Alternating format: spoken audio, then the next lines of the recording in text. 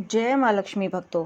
आज एक बार फिर आप सभी भक्तों का आपके अपने चैनल श्री राधे वाइब्स में हार्दिक स्वागत है। प्रिय भक्तों, आज इस वीडियो के माध्यम से हम सभी एक ऐसी कथा का श्रवण करेंगे जिसके करने या सुनने से माता लक्ष्मी प्रसन्न होती हैं और धन धान्य सुख और समृद्धि का आशीर्वाद देती हैं। जी हाँ भक्तों, हम बात कर रहे हैं शुक्रवार व्रत कथा की। शुक्रवार का दिन माँ लक्ष्मी का प्रिय दिन होता है। इस दिन उपवास करना, घर में साफ सफाई रखना, माँ लक्ष्मी को लाल गुलाब के पुष्प अर्पण करना का महत्व होता है। तो आइए हम सभी एक साथ मिलकर माँ लक्ष्मी का ध्यान करते हैं और उनकी इस कथा का श्रवण करते हैं। बोलिए लक्ष्मी माता की जय, नारायण भगवान की जय। एक छोटे से गांव में राधा नाम की एक साधारण स्त्री रहती थी। उसका जीवन बहुत ही संघर्षों से भरा हुआ था। पति दिन रात मेहनत करता, लेकिन फिर भी घर में कभी पैसे नहीं टिकते थे। कभी बीमारी, कभी कर्ज, तो कभी अचानक कोई खर्च। मानो लक्ष्मी जी उनसे हमेशा नाराज रहती हैं। राधा का दिल बहुत साफ था। वह किसी का बुरा नहीं सोचती थी, लेकिन फिर भी उसकी किस्मत उसका साथ नहीं दे रही थी। एक दिन वह बहुत दुखी होकर मंदिर गई और रोते हुए बोली, हे माँ लक्ष्मी, मैंने कभी किसी का बुरा नहीं किया, फिर भी मेरे घर में हमेशा तंगी क्यों रहती है? कृपया मुझे रास्ता दिखाइए। उसकी आंखों से आंसू बहते बहते वहीं मंदिर में ही उसे नींद आ गई। तभी उसने एक अद्भुत सपना आया।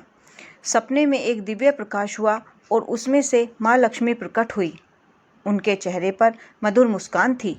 उन्होंने राधा से कहा, राधा, तुम्हारी भक्ति सच्ची है, लेकिन तुम्हें मेरे आशीर्वाद का सही तरीका नहीं पता। अगर तुम हर शुक्रवार मेरे बताए हुए गुप्त उपाय को सच्चे मन से करोगी तो तुम्हारे जीवन की सारी परेशानियां दूर हो जाएंगी। राधा ने हाथ जोड़कर पूछा, माँ, वो उपाय क्या हैं?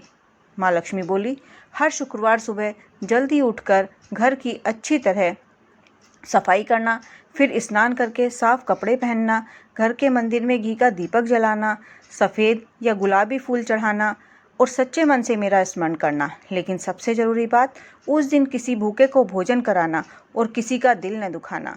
यही मेरा गुप्त उपाय है। इतना कहकर माँ लक्ष्मी अंतर्ध्यान हो गई। राधा की आंख खुली तो वह चौंक गई। उसे समझ आया कि यह कोई साधारण सपना नहीं था, बल्कि माँ लक्ष्मी का आशीर्वाद था। अगले ही शुक्रवार से उसने पूरे मन से व्रत और उपाय करना शुरू कर दिया। वह सुबह सुबह उठती, पूरे घर की सफाई करती, फिर स्नान करके मंदिर में दीपक जलाती और माँ लक्ष्मी की पूजा करती। उसके पास ज़्यादा पैसे नहीं थे, लेकिन फिर भी वह किसी न किसी तरह एक गरीब को भोजन जरूर कराती। पहले कुछ हफ्तों तक तो कोई खास बदलाव नहीं दिखा, लेकिन राधा ने हिम्मत नहीं हारी। वह लगातार श्रद्धा और विश्वास के साथ व्रत करती रही। धीरे धीरे बदलाव शुरू हुआ। एक दिन उसके पति को अचानक एक अच्छा काम मिल गया।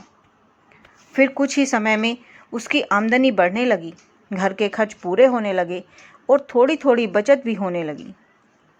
राधा बहुत खुश थी, लेकिन उसने अपना व्रत और सेवा कभी नहीं छोड़ी। एक दिन गांव में एक बूढ़ी औरत आई। वह बहुत भूखी और कमज़ोर लग रही थी। राधा ने उसे अपने घर बुलाया और प्रेम से खाना खिलाया। खाना खाने के बाद बूढ़ी औरत ने मुस्कुराकर कहा, बेटी, तुम्हारा दिल बहुत साफ है, तुम्हें हमेशा सुख और समृद्धि मिले। इतना कहकर वह अचानक वहाँ से गायब हो गई। राधा समझ गई कि यह कोई साधारण स्त्री नहीं थी, यह स्वयं माँ लक्ष्मी थी, जो उसकी परीक्षा लेने आई थी। उस दिन के बाद राधा के घर में कभी किसी चीज़ की कमी नहीं रही। धन, सुख, शांति, सब कुछ धीरे धीरे उसके जीवन में आ गया।